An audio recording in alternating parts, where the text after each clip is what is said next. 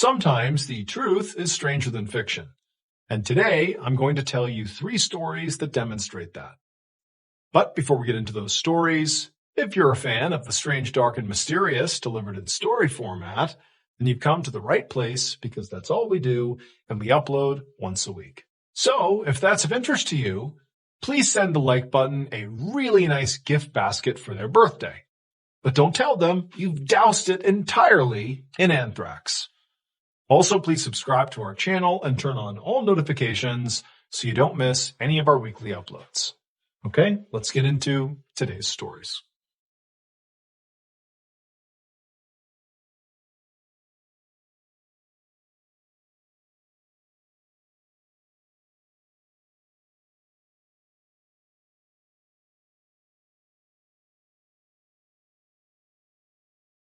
On the morning of February 20th, 1881, a police officer led a search party through the woods in Hill County, Texas, which at the time was a very rural farming community with lots of dense, undeveloped woodland.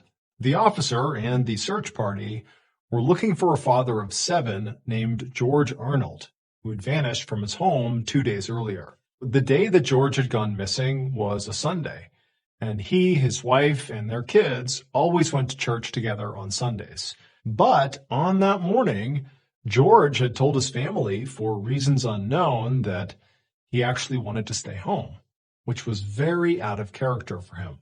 Nonetheless, his wife and kids had gone to church without him, and then when they had returned, George was gone. Now, there was no sign of a struggle or any issues at the house.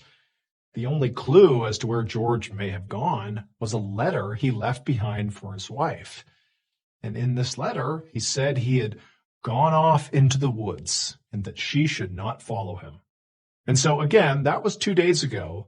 And so now the police officer and the search party were searching the forest near the home where George lived. The lead officer is trudging through the woods. They're way off the beaten path at this point. They eventually came to this pretty decent-sized clearing. And in the middle of the clearing is this one huge tree. And at the base of the tree was George. So at this point, you need to understand that there was some nuance to the letter that George left behind for his wife. He didn't just say, "I'm going into the woods, don't follow me." He said, "I have to go into the woods." And the way the letter ended was George saying how much he loved his family and wished he didn't have to do this, but he'd given it some thought and it had to be done. Back in the woods, the main police officer and the search party, they see George at the base of this tree and they hustle over to him. But even before they were right on top of him, it was obvious he was dead. However, that wasn't the main sentiment as they're walking over, that, oh my gosh, George is dead. Instead, it was like, what happened here? George was chained by his ankle to the tree he was sitting next to. There was a padlock on the chain. There was no way to get it off. George was also completely naked, but his clothes were sort of tattered up and sitting in a pile right next to him. And George was covered in all these scrapes and cuts, and they looked like teeth marks. But not teeth marks from animals, teeth marks from a human's mouth. And then next to him on the ground, along with his clothes, were all these little, like, white stones. But when the officers walked over and looked more closely, they realized the white stones were actually teeth, George's teeth. And the tree that he was lying up against had all these deep gouges in it that sort of looked like if you took your own teeth and began biting into the wood to the point where you were breaking your teeth off, which is apparently what George was doing. And then also scattered amongst his teeth were many of George's fingernails, because apparently George had also been raking his fingernails against this tree until he tore out his nails. And so the officers and the search party are looking at this thinking, why would he do this?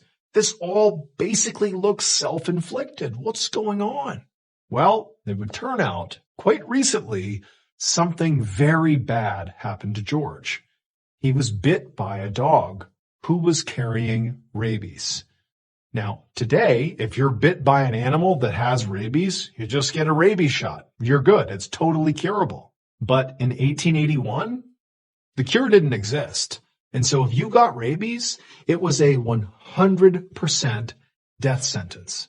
And so very likely, shortly after getting bit by this dog, George would have begun to have early symptoms of rabies. He would have begun to feel sick and been very irritable. And also, he would have very likely begun to have some hallucinations. And for George, he apparently understood what this all meant. He had rabies, and he knew what was coming next. And he didn't want to put his family in harm's way. Now, George was a very religious guy, so he didn't believe in the idea of taking your own life.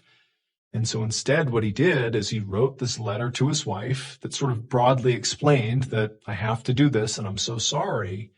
And then he went into the woods, chained himself there, and basically allowed himself to die this horrible death, where he must have been in so much agony and pain that he's doing things like biting the tree until his teeth broke off and his nails fell off. His death must have been absolutely wretched and painful, but he did it to protect his family.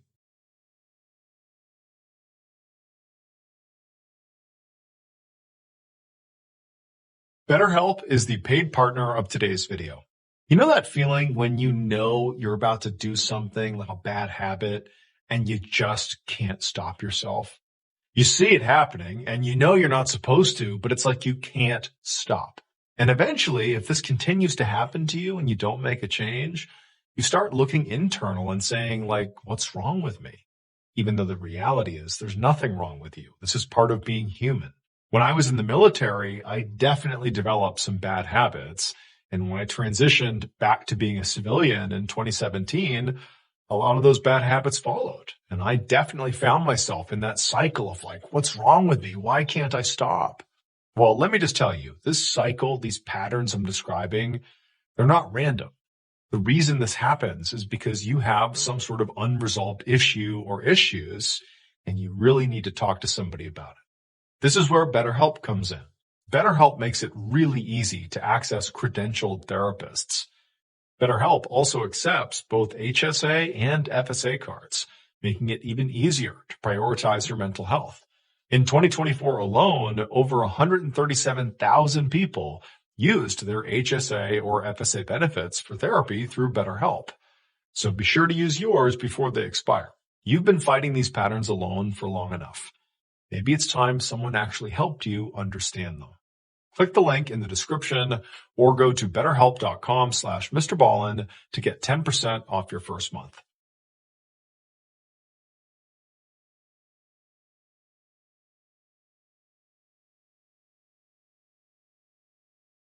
There is one person in history whose name is so tied to horror that in many ways it's become sort of synonymous with evil. This person committed some of the world's worst atrocities. And in fact, they could have committed many more that we don't even know about. And part of the reason we don't know about it is because they got away with it. And even worse, they never came out and said why they did anything. There's no motive, there's no manifesto, there's virtually no communication with authorities or the public or anything. However, there is one time that this killer, for whatever reason, did reach out and communicate with somebody. And this interaction is simply known as from hell. On the evening of October 12th, 1888, a 49-year-old businessman named George Lusk walked into his upscale home in East London. He grabbed the mail that his housekeeper had set out on the table by the door, and he began sifting through it. And at first, all he saw were a couple letters from friends, and he saw a couple of invitations to upcoming parties. And then he got to the bottom of the mail pile, and he stopped. Because at the bottom of the mail pile, there was a postcard and a letter. Over the past 2 months, 4 people had been killed in George's neighborhood. And in fact, the most recent victim was a middle-aged woman who had been killed about 2 weeks ago, really not far from George's home. And on this mail, on these 2 pieces of mail, the return address was the name of this uncaught serial killer. George was so scared of this killer, as he should be, that he had formed this neighborhood watch group to go out and try to catch this killer. And in fact, just recently, when George was just looking out his front window onto the road, just kind of looking around, not part of his neighborhood watch group, but just kind of scanning the area, he had seen this kind of sketchy-looking guy with a big, thick beard standing on the other side of the road, and he was kind of in this alleyway. And this guy, it looked like he was staring right at George, very intently so. And George at first returned the stare, but then felt so uncomfortable that he drew the blinds and kind of hid from his window. Because again, he's thinking, there is a killer on the loose. Maybe that's him. George actually had been so scared at seeing this guy that he had actually gone to the police and filed a report and said, I don't know, I think that guy could have been the killer. But the police really couldn't do anything because all they had was a sort of generic description of some guy standing on the road not doing anything. So nothing was ever done. And so George, even though he was scared, he opened up these letters, and it was even more alarming than he could have thought. Because whoever wrote this, whether it was the killer or not, they were basically taunting George, saying, yeah, I know you stood up the neighborhood watch group. I don't care. I can do whatever I want. I can kill with impunity. In fact, I'm going to kill 2 people tomorrow night, and there's nothing you can do to stop me. George just gathered up the letter and the postcard. He left his house right away and literally ran to the police station. And when he got there, he showed them the letters and said, look, this is from the killer. It feels authentic. He's going to kill 2 people tomorrow night. You got to do something.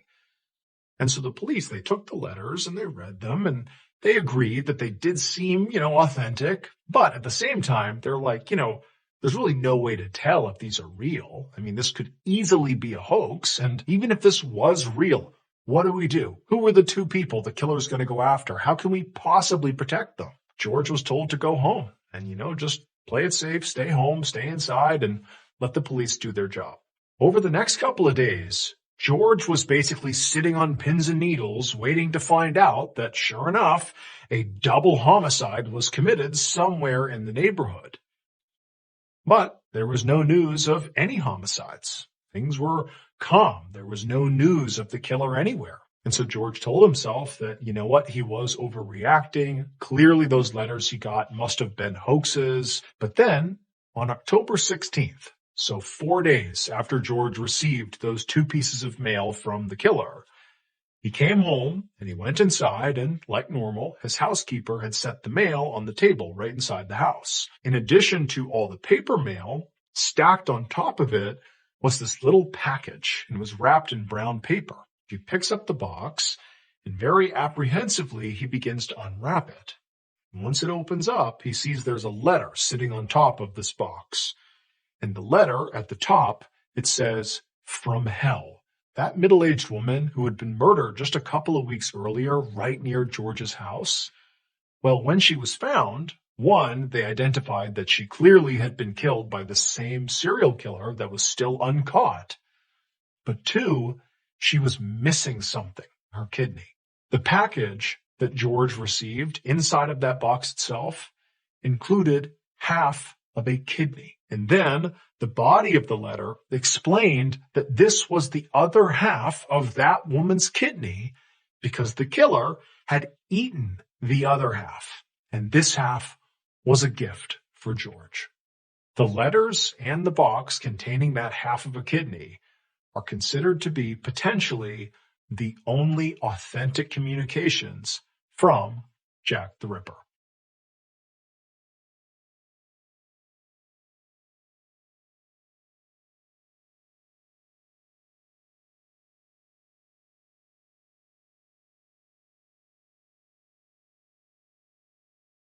Around 7 p.m. on May 21st, 1985, a 17-year-old boy named Jason Finley sat on the edge of his bed in his grandmother's spare bedroom in the suburb of Scotch Plains, New Jersey. He took a deep breath and then grabbed the landline phone next to the bed and then punched in the number of the girl he had been seeing for the past couple of weeks. Jason really liked this girl. Her name was Kathy, and tonight He wanted to finally ask her to officially be his girlfriend. As the phone rang, Jason found himself staring out the window at the raging thunderstorm that was going on outside. In fact, it had been raining so hard that day that Jason and his twin cousins and his grandmother had all basically had to stay inside the whole day. Jason had actually admitted to them earlier in the week that he really wanted to call this girl, Kathy, and ask her to be his girlfriend, but he didn't have the nerve to do it. And they had immediately begun ridiculing him, so now stepping away to make this phone call was kind of like the first moment of peace for Jason. Jason heard Kathy pick up the phone. And when he heard her sweet voice, it was like all his thoughts of his annoying cousins disappeared from his mind. And suddenly Jason was overwhelmed with this urge to just blurt out, "Will you be my girlfriend?" He took a breath like he was about to tell her, about to finally ask her this question. But right before the words escaped his mouth, he felt this unbelievably shooting pain in the back of his head, and then everything went black. At the same time this was happening, down the hallway in the kitchen, Jason's grandmother had just finished making dinner, and so she called out for Jason and the cousins to come set the table. The twins came into the kitchen, but a few moments went by and Jason hadn't shown up yet. So Jason's grandmother told the twins to, go down there and see what he's doing and get him in here for dinner. They walked down the hall, they went into the room where Jason was, and then a moment later, Jason's grandmother heard screams. She rushed down the hallway, she goes into the bedroom, and she finds the twins standing over Jason, and Jason is slumped over in bed, and the phone receiver is up against his ear, but he's not moving. It sort of looked like he was asleep, but when they would shake him and yell to him, he was totally unresponsive. She picked up the phone, and she dialed 911. Not long after, an ambulance arrived at the house and EMTs rushed in. They grabbed Jason, they put him on a stretcher, and they rushed him into the ambulance and back to the hospital. But when they got there, Jason was declared dead. Jason was 17 years old and completely healthy. And doctors, when they received him, they would say that there did not appear to be anything wrong with him. Nothing medically anyways. And so basically, Jason's heartbroken family was told, "We don't know what happened. He just died." But Jason's family could not accept that. The family pushed for a much more thorough forensic investigation into his death. And that's when things got weird. And at first, the autopsy showed basically what the doctors at the hospital first thought, which is there isn't a clear reason for why he died. And although it's very tough to accept that, it is the case that people do sometimes just die, even perfectly healthy people. However, the forensic investigator that was doing this very thorough autopsy did discover one thing that the hospital didn't find. And that was that Jason had a ruptured eardrum. Now, generally speaking, this would not have been a big, wow, we figured it out moment.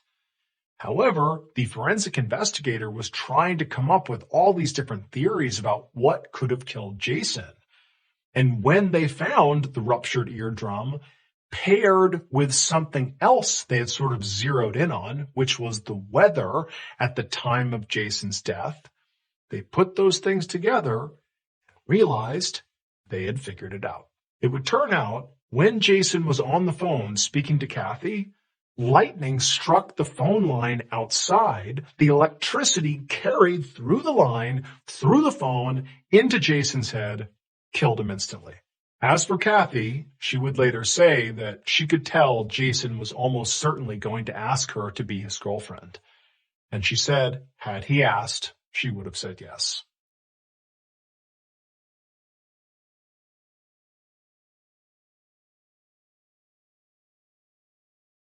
Thank you so much for watching. Let me know what you thought of today's episode in the comments. And remember, we have hundreds of videos for you to binge right now. But if you're looking for a recommendation from me of that one video that's worth your time, well, it's this one right here. So give it a watch. All right, until next time, see ya.